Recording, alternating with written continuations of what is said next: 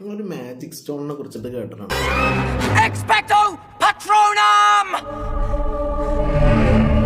പലരും കേട്ടിട്ടുണ്ടാവും ഒരു വൈറ്റ് കളേർഡ് മാജിക് സ്റ്റോൺ പല ഇൻഫ്ലുവൻസേഴ്സും കാണിക്കുന്നതായിട്ട്.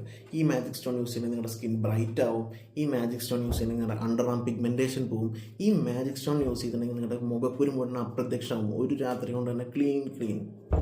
ഇതെന്തും മറിമായും വല്ലതും നടക്കുമോ? ആലം സ്റ്റോൺ എടുത്തിട്ടാണ് മോസ്റ്റ് ആൾക്കാർ ഈ മാജിക് സ്റ്റോൺ വേണ്ടി ഈ പർപ്പസൊക്കെ സെർവ് ചെയ്യുന്നു പറയാം. എനിക്ക് ഭ്രാന്തായി പോയതാണ്, അത് നാട്ടുകാർക്ക് മൊത്തം ഭ്രാന്തായ.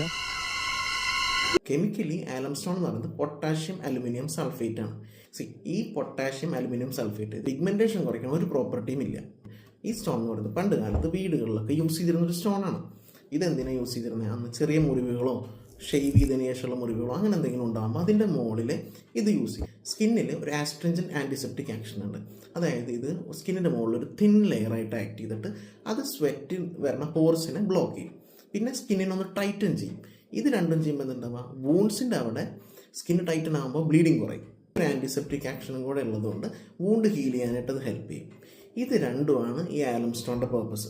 ആലം സ്റ്റോൺ ഇച്ചിരി റഫായിട്ടുള്ള സ്റ്റോൺ. പലരും അത് സ്ക്രബായിട്ടൊക്കെ യൂസ് ചെയ്യാറുണ്ട്.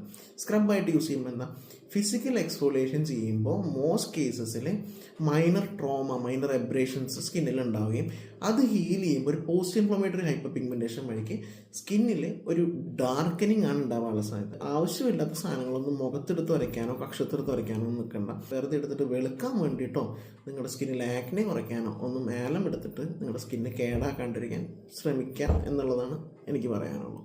ബാക്കി നിങ്ങളുടെ ഇഷ്ടം.